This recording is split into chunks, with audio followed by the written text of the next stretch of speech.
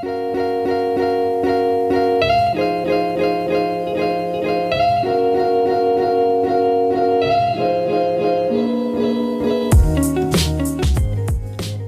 guys, Levi Gates for the Rag Company, and welcome back to another Detox. With me, the master of efficiency, the slayer of laziness, Mr. Yvan Lacroix. How goes it, buddy? Great, yourself? Good, I'm glad you're here. So am I. Well, and one of the things that we always love when we get together is I always love hearing all the different stuff that Yvan has come up with, different ideas on how to run your business, different ideas on how to make yourself more profitable, more efficient, and of course the synergy of all the products and how they work together. Exactly. But not only for the products, but for your life, for your business, and that's an even bigger synergistic moment, I should say. I don't know if that's a word or not, but it could be.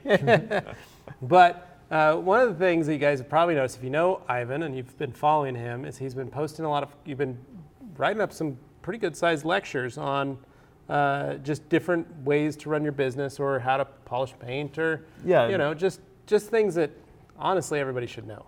It's stuff that I always teach, and we do the different trainings at MTE.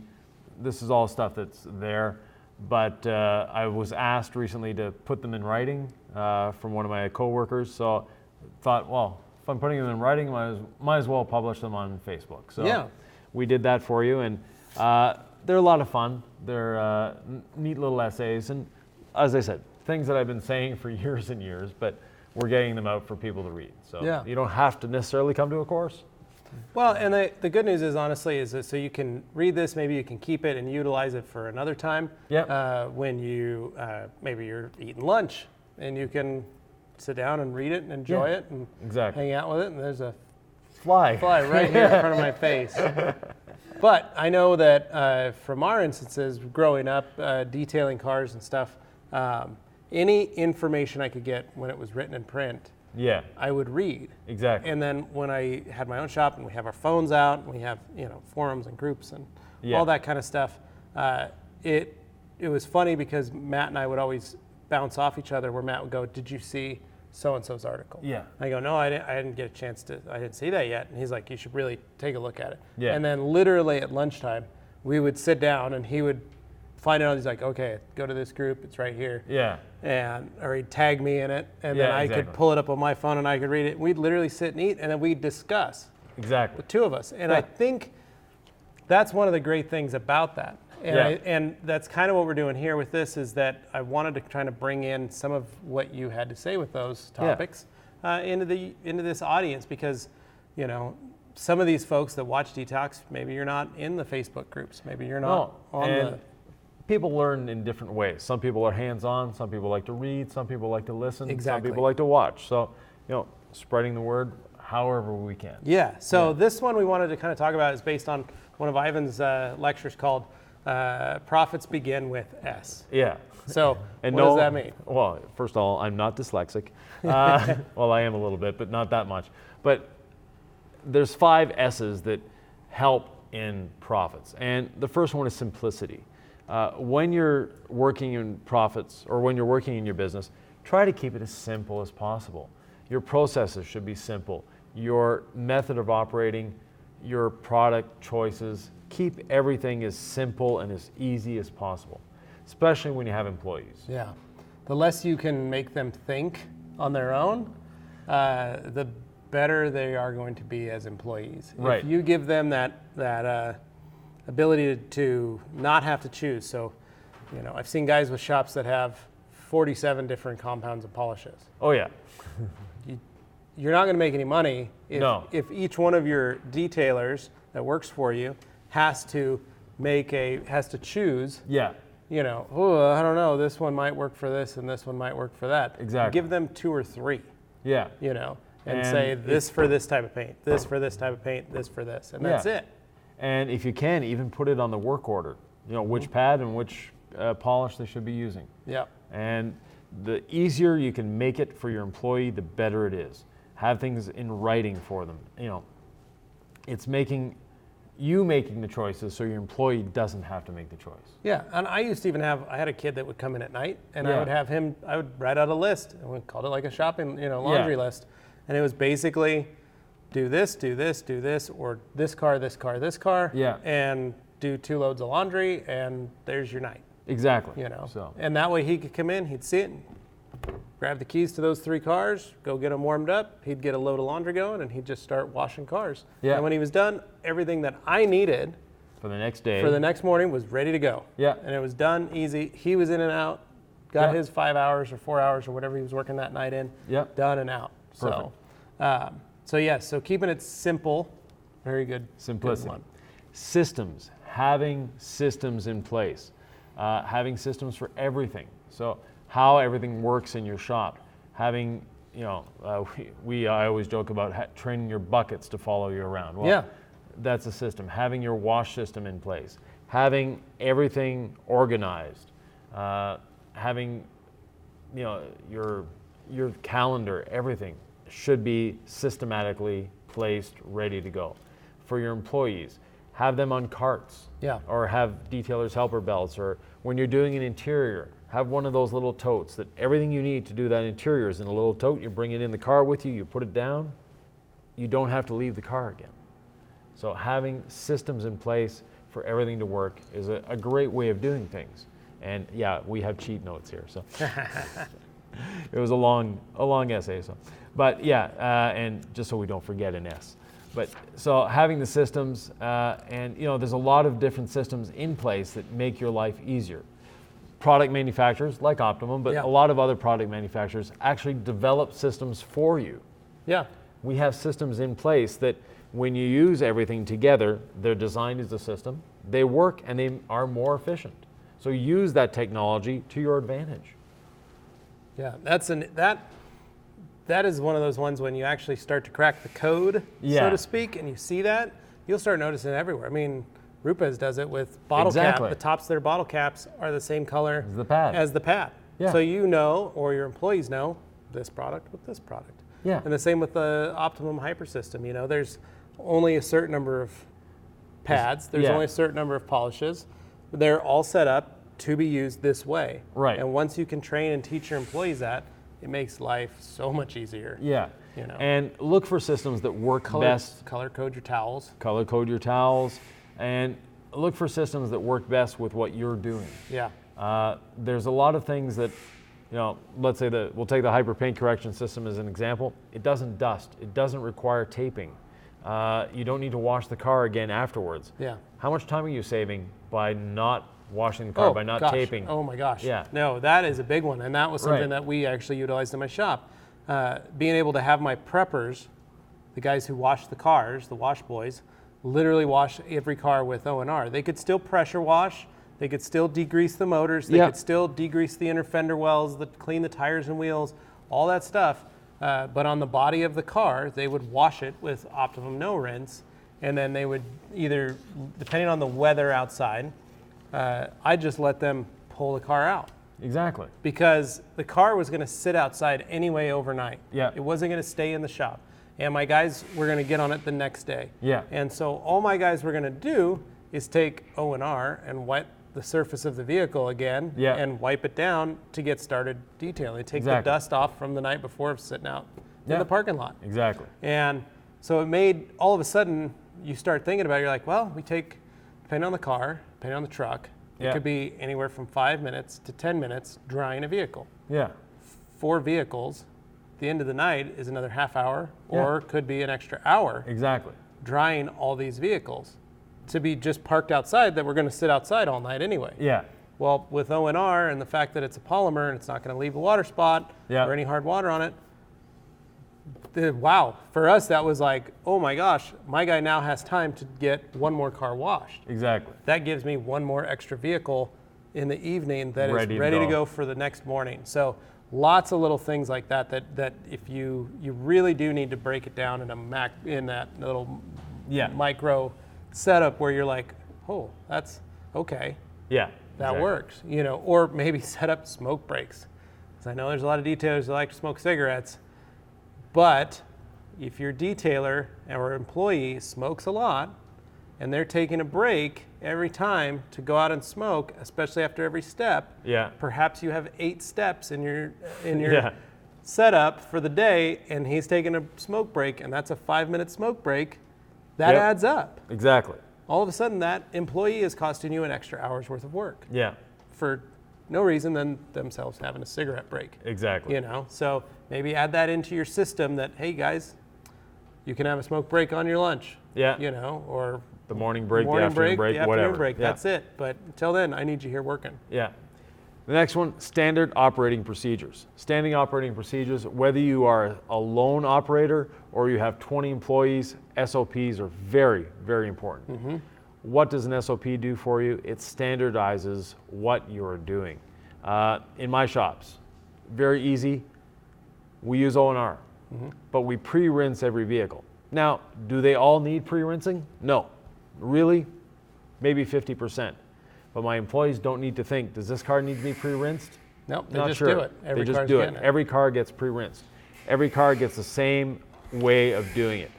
By doing standard operating procedures, everybody knows what everybody is going to do, how they're going to do it, and when they're going to do it. Yep. So you can have one employee walk away in the middle of a job, and the other one can step in and continue the job without even asking the other one, where are you? Yeah. Just by seeing where the towel is. Yeah, and that's a big deal because as a boss, trying to run your shop, and maybe you've got customers, maybe you're doing some dealership work, or maybe you're doing a customer's car, and the customer calls and just goes, hey, I want to know a time frame. If I could come by, you know, I'm getting off work early at 4 o'clock. Do you think the car will be ready? Yeah. You know, if you say, no, sorry, 5 o'clock, it's coming in at 5. Like you got to pick it up at 5 o'clock. But if you can walk out and you can see, just by where they are, just where they are working on a car, you can go in your head. You can do the math and go, they'll be done by 3. That car will be ready by 3:30. Then you can say, yeah, come on over at 4 o'clock, pick up the car. Your customer will go, oh my gosh, are you? Oh wow, awesome, that's so great, thank you. Yeah, so I'll put much. another person on it. Yeah, oh yeah, you literally could say that. Yeah, actually, you know what? Let me add. You know, the customer doesn't need to know that, but you'll be able to tell. Well, it will be done, and it'll be done 30 minutes before they arrive. Yeah. It'll be perfect. My guy won't have to rush. That's not rushing him. No. That is just getting them to get the car finished. Yeah. The other great thing is in case you have an accident. Yeah. Or a customer or an employee has a issue at home. Yeah. Or something happens with their kids, your employee can then leave. Another one can take their place. The other one can take their place, and they go, oh my gosh, sorry man, I got to go pick up my kid from school. Yeah. I got to leave. And they leave.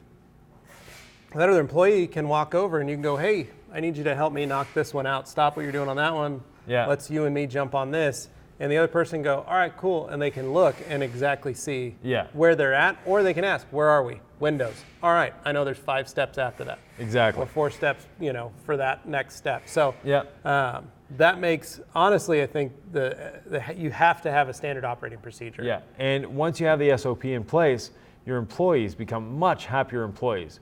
They don't have to think, what do I do next? What do I do next? What do I do next? They all know. Yeah. It makes training easier. It makes your employees your old employees can help your new employees. Yeah, and another thing that I always found kind of funny is if I had employees, I don't drink, you don't drink, but I had employees that would drink. Yeah. And it got to a point where you do enough cars, you do them exactly the same every time, it becomes muscle memory. Exactly. So the guys that maybe had a little too much to drink the night before, they come into work, they'd still get the job done. Yeah. And I'd only have to go over it and double check it when they were done and make sure that they got everything.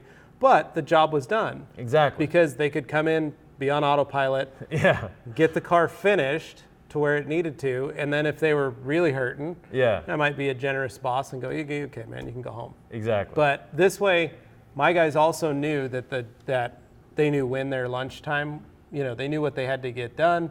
If they wanted to take a long lunch, they were like, you know what, I'm going to try and get this finished. Yeah. And I'm going to take a long lunch because if I can get to there, by the time I get back from lunch, I'll only have this many steps. I can get this finished. I might have time to do that next car out there. Exactly. You know, it just made it much easier for the employees because, like you said, they're not asking, okay, so I got that done. What's next? Yeah. They just know the next step. Exactly.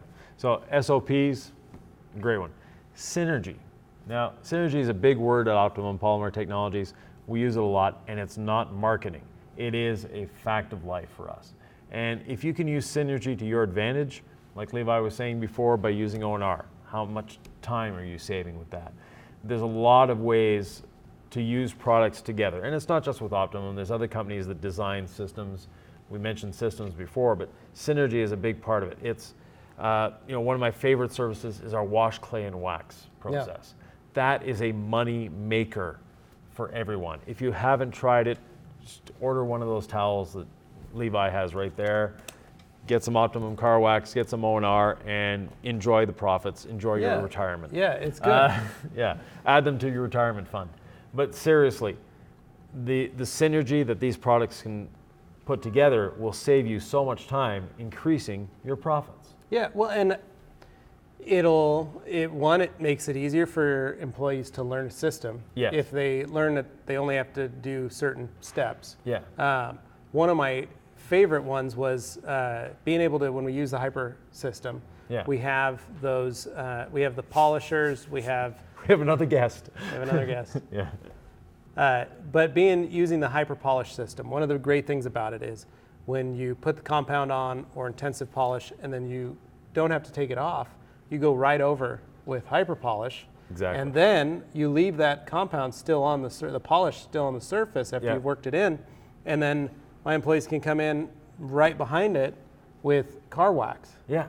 And it's saving steps. So now I don't have to worry about an employee, taking 5 minutes to wipe compound and polish off of a vehicle. No. They're getting it, if they have to do it twice during a 4-step process. Right. This saves them 10 minutes on the car. And maybe the process was a 30-minute job. Yeah. It just made them 10 minutes up.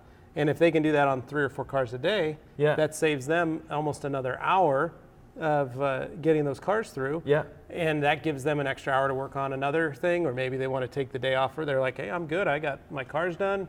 I'm out of here. I'm going to take an hour early. Yeah. For my guys, because they were paid by the car. Right. The more the cars they got done, the more money they made. And so the faster I could make it for them to get a car detailed, but also the better quality that they could do, so that we weren't losing quality on our vehicles. Exactly. That was a big thing, was to be able to have that. Yeah. It just made all the difference in the world. And like you said, the wash, clay, wax service, amazing. And when we'd wash, my guys they'd prep the cars. My preppers we would mix up O&R in clay lube form, which is 1 to 128 or 128 to 1, and we would wash the car that way. Yeah. But then while the surface was wet, my guys would have clay mitt. Yeah. So it was fast, and they could clay the surface of the vehicle. Right. So then it was already clayed and prepped and ready to go and ready to be polished when the guys got in the next morning. Yeah. It was something that I was able to take out of the hands of my detailers, put it into my prep bay guys. It only cost them an extra $5. So I was saving my detailers time, but I was putting it towards my prep guys, which allowed my detailers to make more money. Right. Because they were getting cars done faster. And my hourly guys were already at a fixed cost. And because they were saving time not drying, they were now able to clay. Yeah. So awesome all the way around. Exactly. Finally, speed. Now, speed, a lot of people say, if you're going faster, you're cutting corners. No, not at all. Speed is quality. You're actually, by doing all of these things, standard operating procedures, you're increasing quality. Using systems that are designed to work together, increasing quality. All that is to increase quality, and by doing that, you're increasing speed. When you increase speed, you increase profits. Yep. A lot of detailers mistakenly say, hey, I'm able to cut this service by 20 minutes, I'll be able to cut the price. No. Don't cut the price. No, never cut the price. Yeah, we used to joke that with the wash, clay, and wax service, Yvan said that you'd have customers come in, they'd be waiting for they'd get an Uber or a Lyft, they'd be waiting for the ride, and one of your technicians would come over, grab the car, pull it in, start washing it, clay it, wax it, and be getting ready to pull it out. Yeah. And the customer still hadn't been picked up by the taxi or the Uber, and they were like, well, the car's done. Hold on a second. Don't bring it outside yet. Yeah, don't take it out. The customers, they're going to come back at lunchtime. But it was true. Once my guys got good at it and they were able to do the service effectively and properly, all of a sudden we were having that same issue. It was like, ooh, okay, hey, let's wait till they leave, then you can start it and get it done, or don't pull it out until they're gone. Right, and by increasing speed, you're going to be able to reduce the time that you spend in the shop, increasing your lifestyle. Yeah. Or bettering your lifestyle. You just have more fun when you come to work. When you're not having to work as hard. No. And like we said, you've got money, you've got profits, your employees are working, everybody's happy, everybody's enjoying it. Maybe you take some of that time you guys saved, maybe take your team out for breakfast in the morning. Yeah. Like my guys and I would do that on a Friday morning. I get everybody to the shop. We wouldn't have anything. I never scheduled